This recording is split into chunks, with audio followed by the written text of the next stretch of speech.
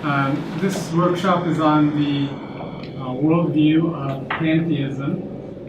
And initially, when I got the email asking me to speak, I was asked to present a workshop on the worldview of Disney movies. And I got the email in the morning, I looked at it, and I said, no. I'm not going to sit and watch Disney movies to come up with a presentation.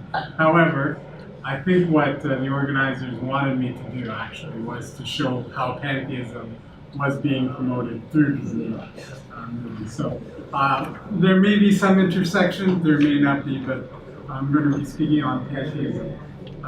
The word pantheism comes from the root word theism, which is a belief in God, and the prefix pan, which means all. So pantheism is the belief that all is God, all is divine, and you are divine, I am divine, everything in the natural world shares in a divine essence. Okay? There may be some overlap between my introduction and Dr. Bertheis's introduction. I often say to my students that at the very moment that I'm teaching them, they are building for themselves a house in which they will live for the rest of their lives. And that house is called a worldview.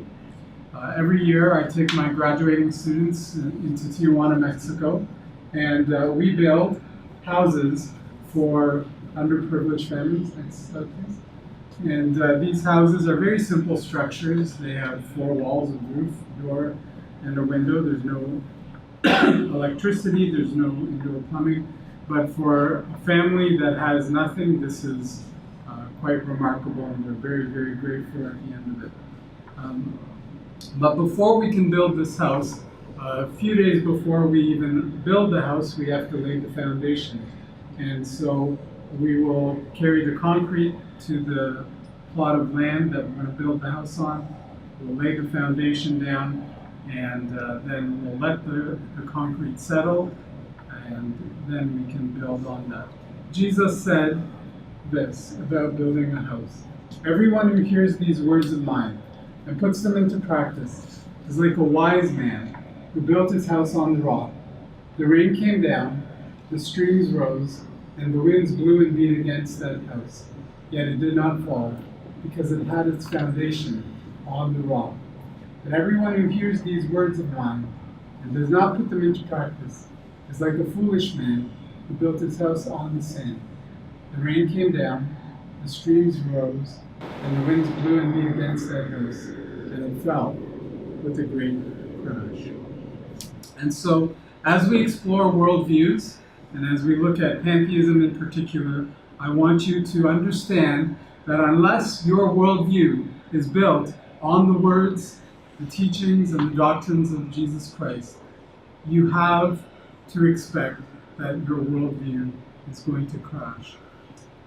Next slide. Every worldview is, in essence, an answer to what I call the root question. The root question is the question, is there a God? And if so, what is God like? Is there a God? And if so, what is God like? What is ultimate reality really like? The Christian worldview says that there is a God, and God is triune. And from that, we get a biblical worldview in Christianity. Every worldview, next slide, answers these 4 questions: origin, meaning, morality, and destiny. Your worldview is the answer to the question of origin, meaning, morality, and destiny. What does the Bible say about our origins? It says that we were created by the triune God, which means that we were created to be in relationship. The triune God is a God who exists in relationship, Father, Son, and Holy Spirit. And therefore, from eternity past, God has existed in a relational existence. And we were created by a triune God to be in relationship with Him and with one another. So in Genesis 1:1, we read, in the beginning, God created the heavens and the earth. And then we read in the end of the Bible, Revelation 4:11, these words sung to God. Worthy are you, our Lord and God, to receive glory and honor and power, for you created all things, and by your will they existed and were created. So the biblical worldview recognizes and affirms that there are two kinds of things in existence. There is creator and there is creation. We see that in Genesis. We see that affirmed again in Revelation. There is creator and there is creation. Origin. Meaning. Isaiah 43 verse 7 says this, everyone who is called by my name, whom I created for my glory. And then Ecclesiastes 12 verse 13 says this, the end of the matter, all has been heard. Fear God and keep his commandments. This is the whole duty of man. So, the biblical worldview affirms that there is a creator and there's creation, and creation exists in relationship to the creator in submission. We submit to the creator because of the fact that the creator has created us. And so Solomon can say in Ecclesiastes that the whole duty of a person is to fear God, the creator, and keep his commandments. So, origin, meaning morality. Let's look at morality. In the Bible, the root for a moral life is found in the Creator God. There are really three possibilities for where we can anchor our moral values. Either we anchor them within ourselves, or we anchor them in our culture, or they're anchored above us.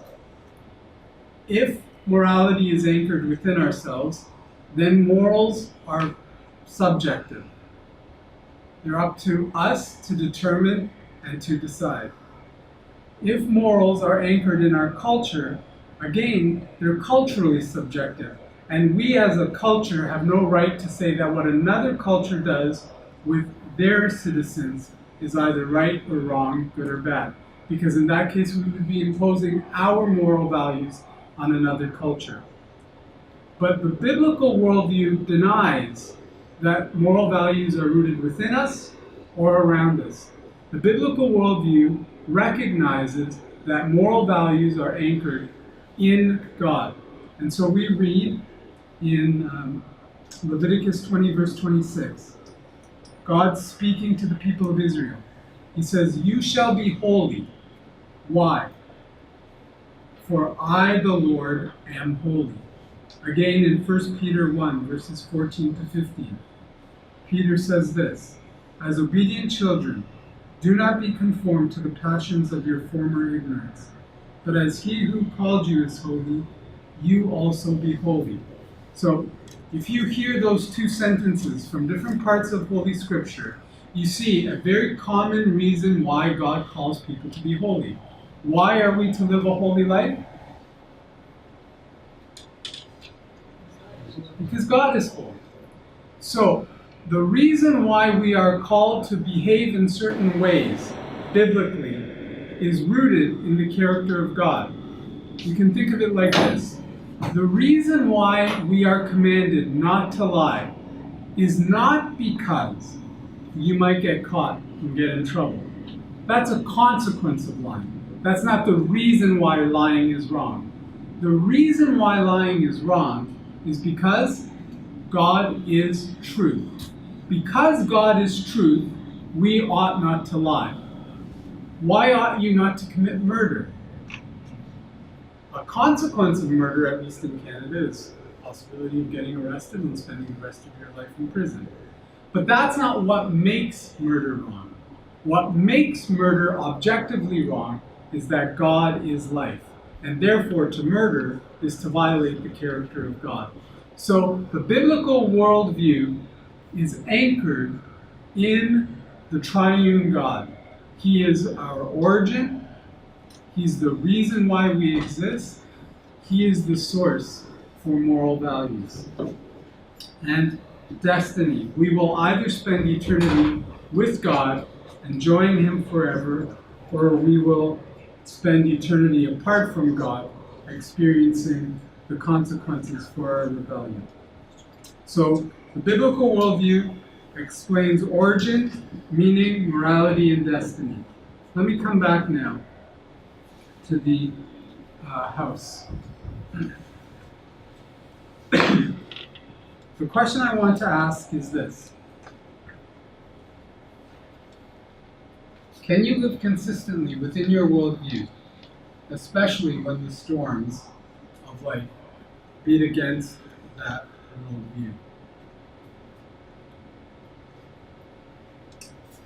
On June 17th, next slide, 2015, these 9 individuals were gathered for a prayer meeting inside their church at the Emmanuel African Methodist Episcopal Church in Charleston, South Carolina. These 9 individuals had gathered together in the name of Jesus Christ to pray for their community and for the needs of their church community, when an individual with racist motivations came in, sat down, participated for a few minutes in the prayer meeting, pulled out a gun, and murdered these 9 brothers and sisters of Christ. Their names are Cynthia Hurd, Susie Jackson, Ethel Lance, Reverend DePayne Middleton Doctor, Reverend Clementa Pinckney, Tawanza Sanders, Reverend Daniel Simmons, Reverend Shanonda Singleton, and Myra Thompson. What that murderer did to these 9 individuals, created in the image of God, is what we can consistently call an act of great evil. No other worldview, though, has the resources to describe what happened to them as evil. Let me demonstrate that. Go to the next slide, please. The materialistic worldview assumes that the only things that exist are those things which are composed of matter, the things that you can sense with your 5 senses. If they're not material, they do not exist. One of the great proponents of the materialistic worldview was Dr. Carl Sagan. This is what he said. Next slide.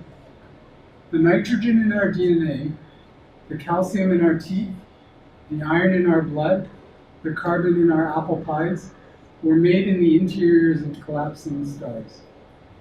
We simply are made of star stuff. Now, I want you to follow that line of thinking through. What Dr. Sagan is saying is this: you are essentially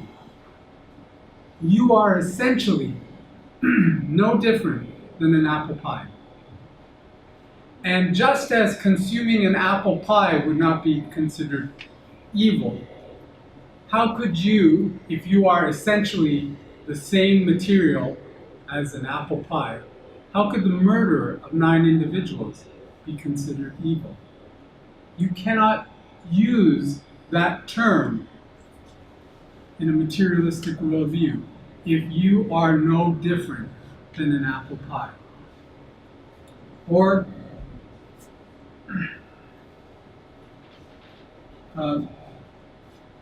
another response from a materialist would say something to this effect. One collection of atoms, namely a bullet, which is a collection of atoms, interacted with 9 other collection of atoms. The atoms aren't even destroyed, they're just altered. That's a consistent materialistic worldview response to what happened to these 9 individuals. More than that, a materialist would have to ask the question, what is evil? What does evil weigh? Can you touch evil? Can you taste it? Can you smell it? Can you hear it? Can you see evil? Evil doesn't exist in a materialistic worldview because evil is not made of matter. Materialism can only tell you what is. Materialism can never tell you what ought to be. When you say something is evil, like murdering 9 individuals made in the image of God, and you say that that is evil, you are saying that that ought not to have occurred. But materialism lacks the resources to say what ought to be. All materialism can ever do consistently is tell you what is. A bullet is a collection of atoms. You are a collection of atoms. One collection of atoms interacted with another collection of atoms. They haven't destroyed it, they've just rearranged it. That's materialism. So materialism can never say what happened to those 9 individuals was wrong, it was evil, and it should not have happened. Let's look at another worldview, naturalism. Naturalism says this: we are glorious accidents of an unpredictable process with no drive to complexity. Listen to that again. We are glorious accidents of an unpredictable process with no drive to complexity. So who were, according to the naturalistic worldview, who were those individuals who were murdered? They were accidents. Glorious accidents, but accidents nonetheless. That's what naturalism has to offer. And so, can we describe what happened to an accident as being evil? No, that wouldn't make any sense. Again, naturalism and materialism can tell you what is. Naturalism and materialism can never consistently tell you what ought to be. They simply do not have, those worldviews do not have the resources to describe anything as being good or bad. Dr. Gould continues, he says, violence, sexism, and general nastiness are biological, since they represent one subset of a possible range of behaviors. But peacefulness, equality, and kindness are just as biological.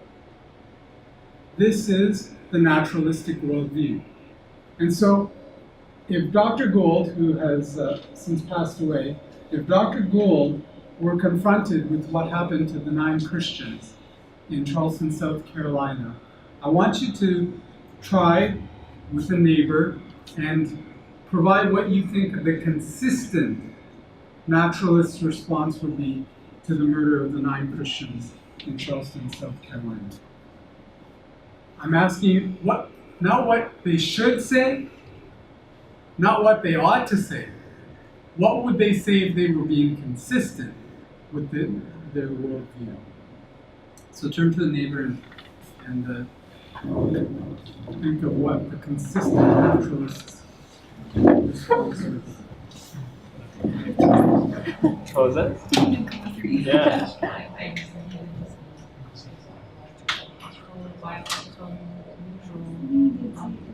Just a natural and legitimate response.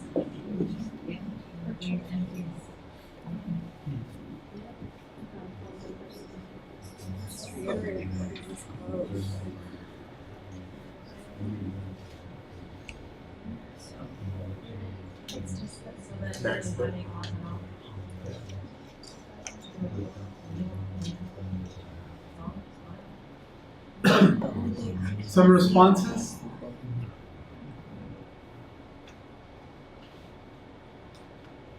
What would the consistent naturalist's response be to the murder of the 9 Christians in Charleston, South Carolina?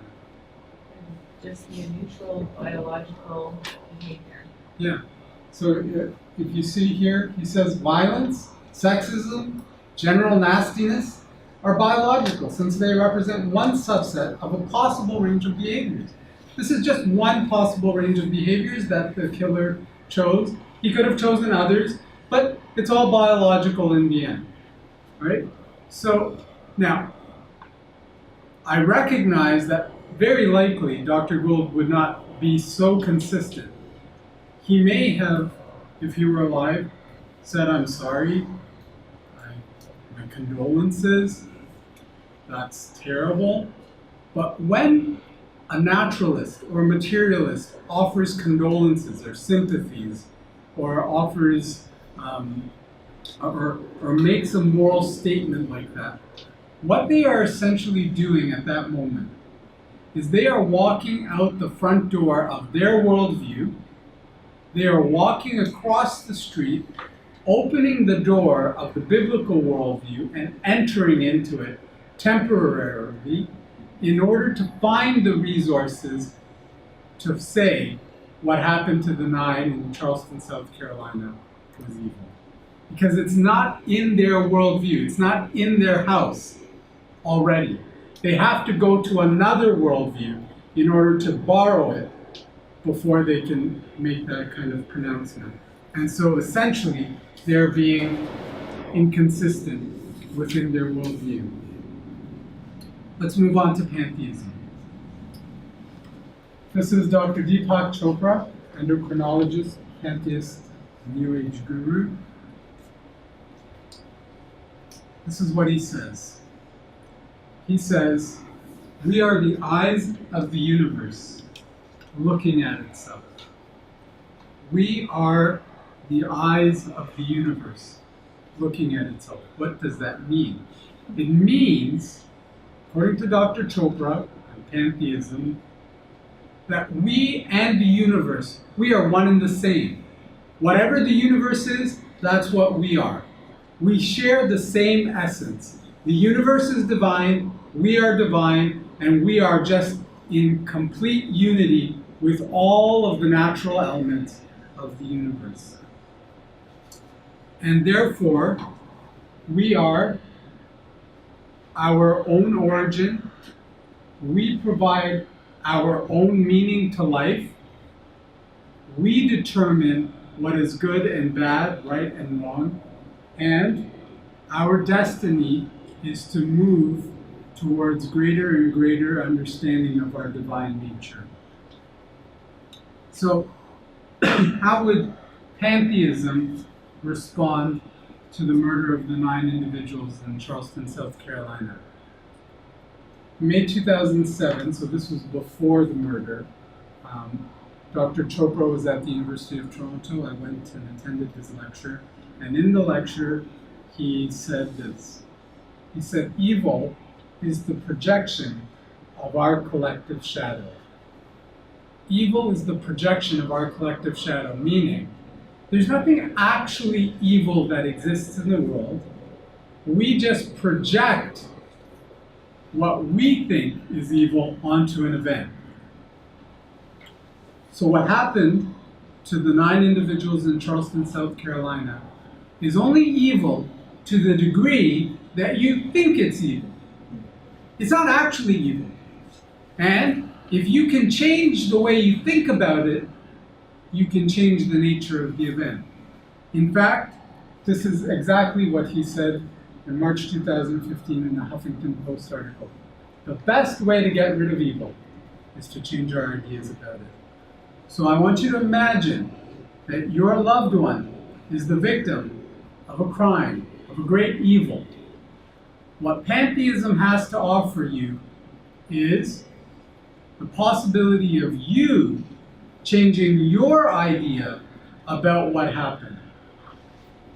Because evil is merely the projection of our idea on an event. When Dr. Chopra said evil is the projection of our collective shadow, I remember being really struck by that, because that same week when he was speaking at the University of Toronto, at a high school in the west end of Toronto, C.W. Jeffreys Collegiate, there was a young boy by the name of Jordan Manners who was shot to death and left to die in a stairwell. And as a high school teacher, it really struck me as I thought of my own students and their safety. During the Q&A, I asked Dr. Chopra about this statement. I said, Dr. Chopra, you said that evil is the projection of our collective shadow. And then I recounted for him what happened in that Toronto high school. And I said to him, I'm a high school student. I'm a high school teacher. Are you saying to me that what happened to this high school student in the Toronto high school was not evil, but just merely my projection onto that situation? And all of a sudden you could see as if the light turned on in the audience. When he first said the statement, people thought it was quite intelligent. But as soon as you begin to apply these ideas into reality, you see how hollow and bankrupt they are. And he began to backpedal and try and reconfigure what he had said. So let's keep going. It's the biblical worldview, and only the biblical worldview, that allows a person to describe the racist murder of 9 individuals as evil. No other worldview has that possibility. Keep going. Pantheism. So pantheism is the worldview which espouses that all is divine. You are divine, I am divine, all things are divine. As a result, pantheism denies the creator-creation distinction. When I was going through the biblical worldview, I emphasized this, that the biblical worldview says and affirms that everything that exists, everything that actually exists in reality, fits somewhere on this circle. It's either in the top half, belonging to the realm of the creator, or it fits on the bottom half, belonging to the realm of the creation. Pantheism denies this distinction and offers an alternate view of the world. Next slide. The creator is creation, and creation is the creator. So within the pantheistic worldview, every one of us in this room is divine. We belong to the realm of the creator, and we have brought ourselves into existence. This is probably the most ancient worldview outside of the biblical worldview. We see this as early as Genesis 3, verse 5.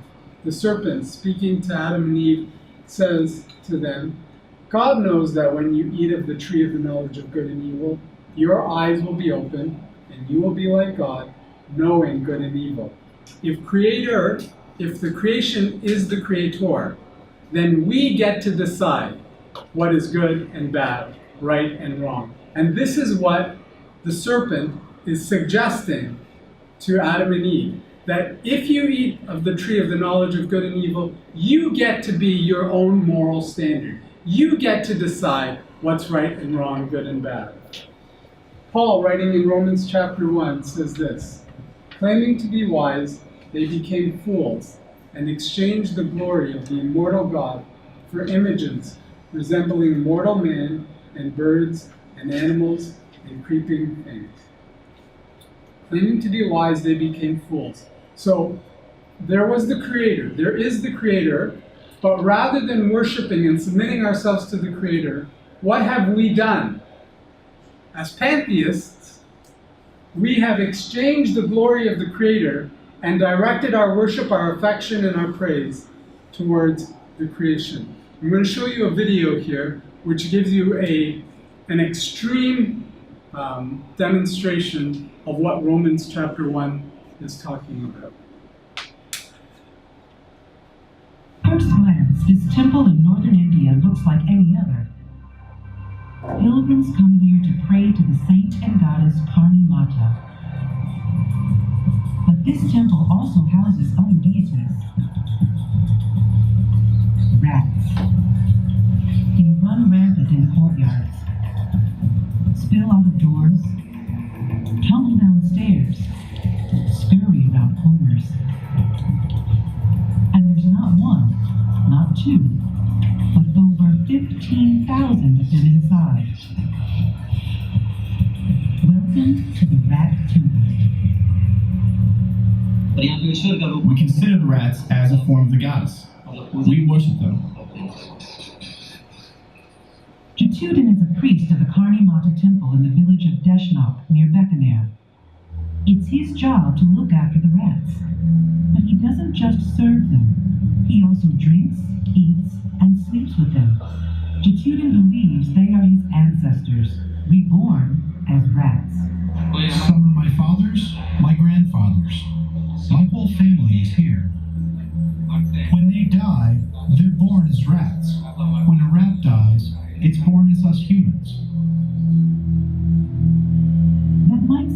preposterous to many in the West, but people here believe in reincarnation.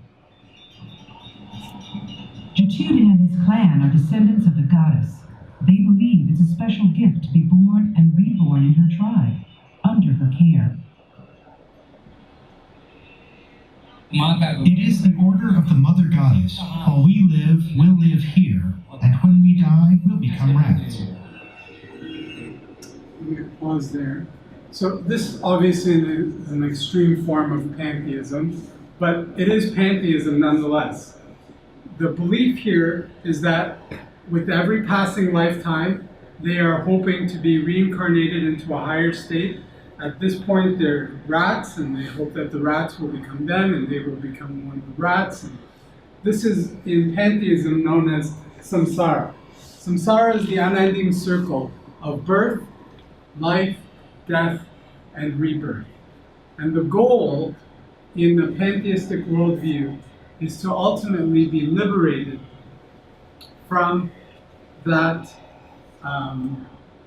cycle. Everything in pantheism is one. The essence of the rat and your essence are one and the same thing. That's called your Atman.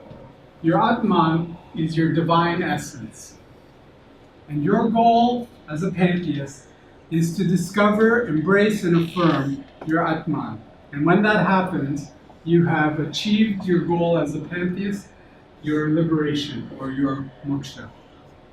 And so, one of the implications of pantheism, if we can go to the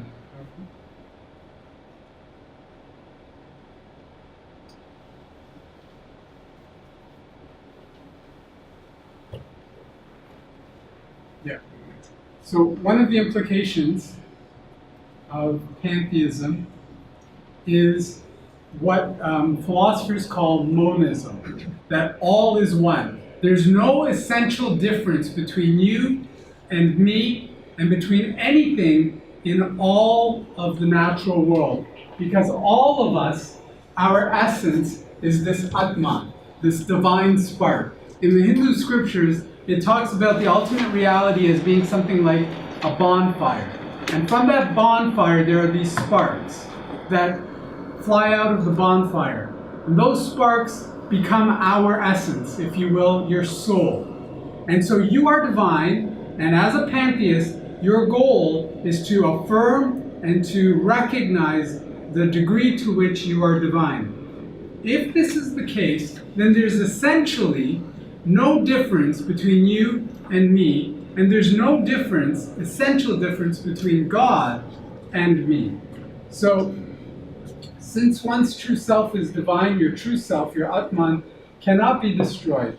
It is simply reincarnated in the next life. Your body then is but a cage for one's Atman. For this reason, pantheism always espouses cremation. This physical body that I inhabit is but a cage for my Atman. I want to get rid of the cage. I want to burn it so that my Atman can escape and that it can find a new home. And that cycle can continue until I achieve moksha.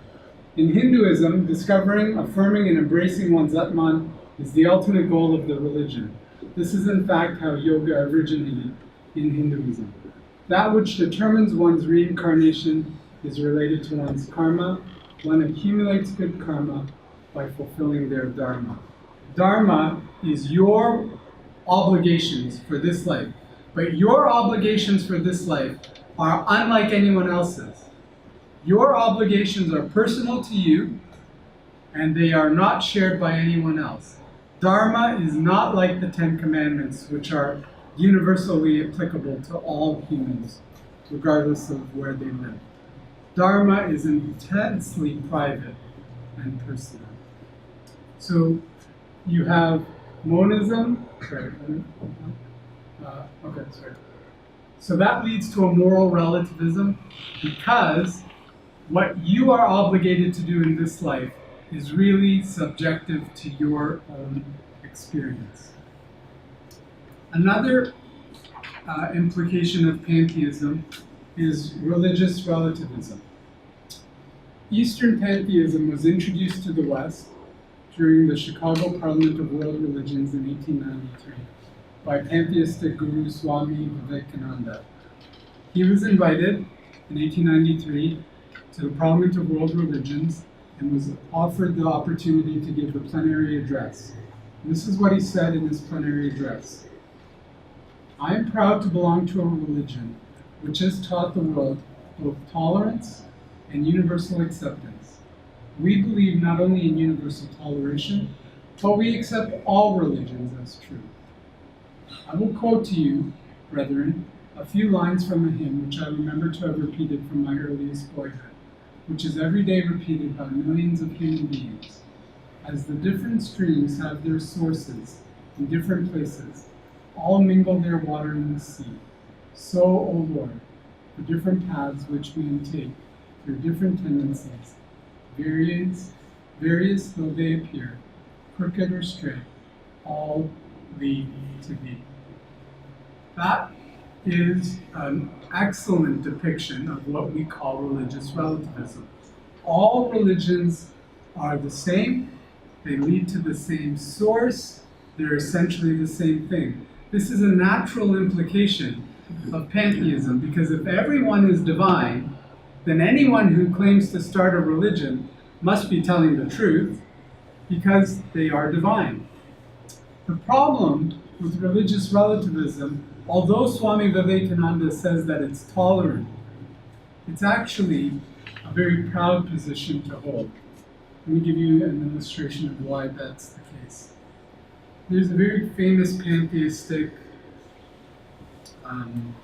parable, the parable of the blind man and the elephant. So I have an elephant here in my hand, and the parable of the blind man and the elephant, which many of you may have heard. In fact, if I remember correctly, in my first year comparative world religions class at Queen's University, it was the very first thing that my professor taught us.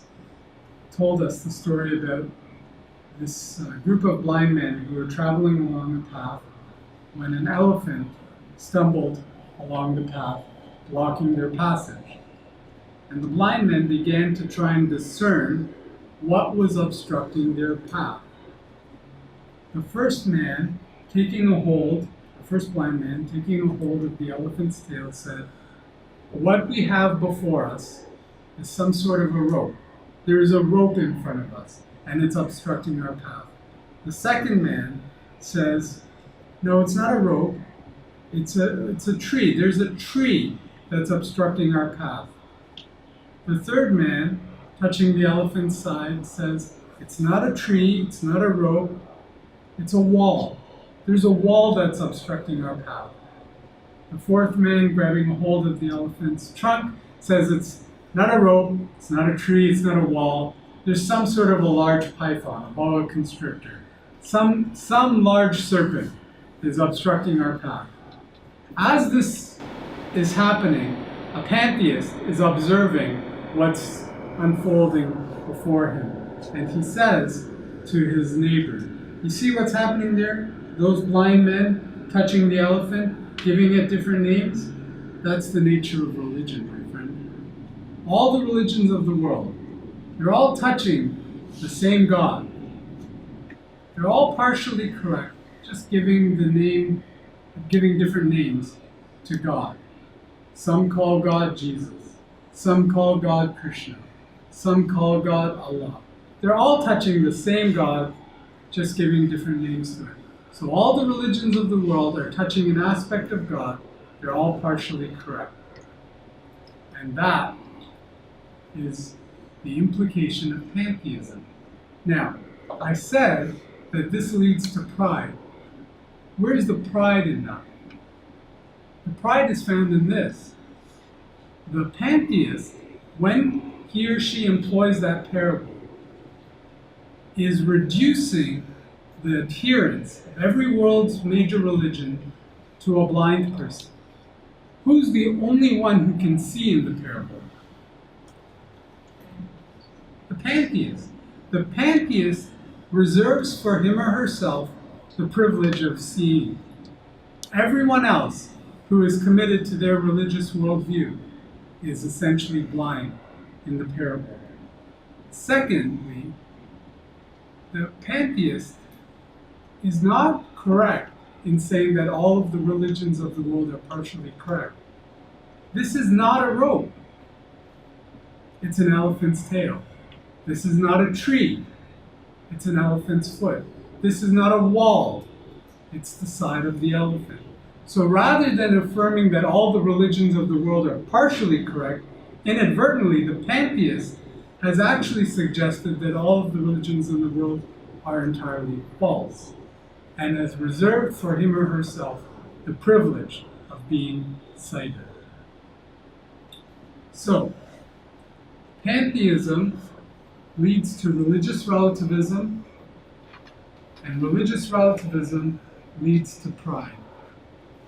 Pantheism necessarily produces a kind of moral relativism which prevents individuals from truly affirming that the events that we see unfolding in the world are actually evil. Because if we are the standard for our own morality, all we can ever say as a pantheist is, I don't like what happened in this event. I wish that didn't happen. But we can never say within pantheism that what happened there was actually, objectively, morally evil. We're just going to have about 5 minutes of Q&A before we have to start heading out for the last plenary session.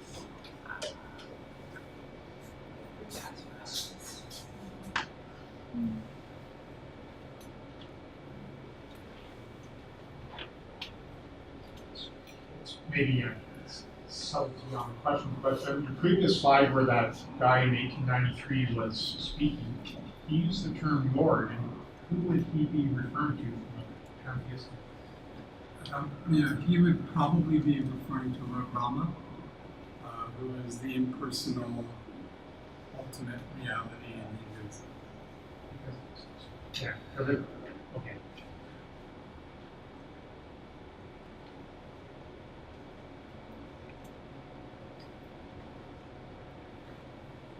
Yes. Toward moksha, you said it's goal or liberation. If they attain moksha, what then happens? Do they stop being reincarnated? Yeah. And live as what? They are enfolded into the ultimate reality.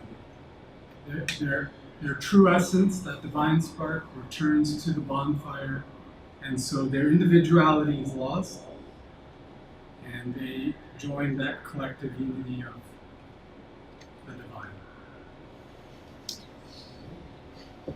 Is that what you call nirvana? Nirvana is a term from within Buddhism. The founder of Buddhism, Siddhartha Gautama, broke away from Hinduism. Hinduism affirms this doctrine of Atman. Buddhism affirms a doctrine called Anatman. So in Hinduism, you have Atman, your divine self. Anatman in Buddhism is your non-self. You want to discover your non-existence, that you do not truly have any essence. And that becomes your nirvana. So Siddhartha Gautama talked about our present reality is as a flame on a candle, and nirvana is when someone, what happens to the flame? Non-existent. Where did the flame go? It didn't go anywhere. It just doesn't exist. But I wouldn't. I'm sorry. Sorry. Go ahead. About yoga? Yes. Can you say anything about yoga? Yeah, I would discourage anyone from participating in it. If it is for exercise, by all means, there are many good means and methods to get exercise. But yoga has pantheistic origins. Yoga was created and designed to assist a person through physical exercise and discipline to discover their Atman. And so I would come alongside anyone who's participating in yoga and just encourage them to research the origins of yoga. And although people claim that you can separate the physical from the spiritual, I think that as from within a biblical worldview, we don't want to be participating in anything which has unbiblical roots. Do you have a category for people who say that they believe in Christian God, but don't believe that people are innately evil? I'm sorry? Do you have a category for people who say that they believe in the Christian God, but don't believe that people are innately evil? And so, like, they're kind of theistic, but they're morally relativistic. And So yeah, I mean, deism would be an example of that, where there is a first cause, a personal first cause, but that first cause is not involved in our day-to-day lives. Is that what you're asking? more specifically, I have some friends who like say they believe in the Christian God, but they're very offended if you say that people are born evil or that we're fallen. And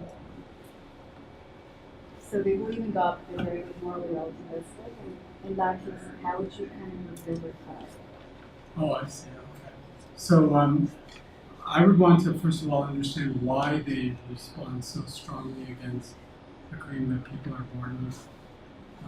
What's the root cause for that response, that rejection, and if it seems offensive, I would want to know why they think it's wrong to offend a person. Right? So to say that to offend a person is wrong, again, is appealing to a moral standard. So the person who gets offended by Christian doctrine is assuming the existence of a moral standard to legitimize their offense.